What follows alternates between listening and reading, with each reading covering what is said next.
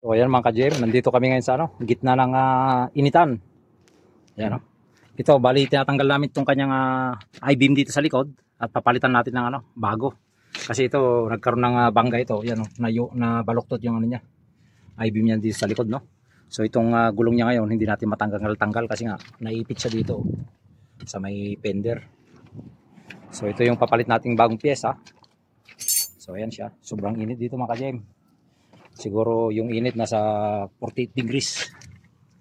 Yan. Baluktot kasi siya yan kung makikita ninyo. Ito yung bago natin. Saka shock absorber. Saka isang spring. Yung pyesa natin ipapalit. Dito sa Suzuki Desire. Ito na, balik tinatanggal ang kasama ko. Mga ka-GM. Tulong kaming dalawa dito sa pagtanggal. Ito kasi nabiyak na yung kanyang wheel rim. Yan. Yung kanyang alloy rim. Kaya pagka pinatakbo namin, dadalhin namin sa workshop, kakabit namin pansamantala itong kanyang spare tire. Pag napalitan namin itong kanyang cross member dito sa likod. Yan, yung I-beam niya. Sobrang init mga ka-GM ngayon. Nasa 48 degrees yata yung init. Arba volts ha? Arba volt. Aywa. Arba volt. Isne minta naim? Aywa. From India? Aywa. Wait, India, Kerala? State Karnataka. Yes? State Karnataka. Chinit kata? State Karnataka. China. Bangalore. Bangalore. Made in Bangalore. Made in Bangalore, ha? Yan.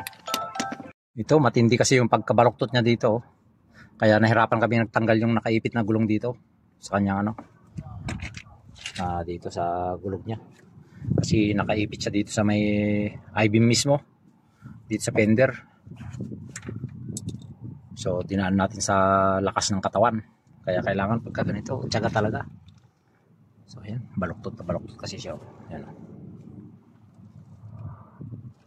So, ito po ngayon mga ka-GM, no? Ang naging problema po niya, hindi po natin may kabit tong bago. Yan. Kasi, itong kanyang luma, dahil na-bend siya dito, no? Na baluktot siya dito. Pati yung kinakapitan dito sa kanyang rito, yung tornilyo, dun sa body, bumaluktot din. Kaya hindi natin may kabit ngayon itong bago. Kasi itong bago, naka-align na yan eh.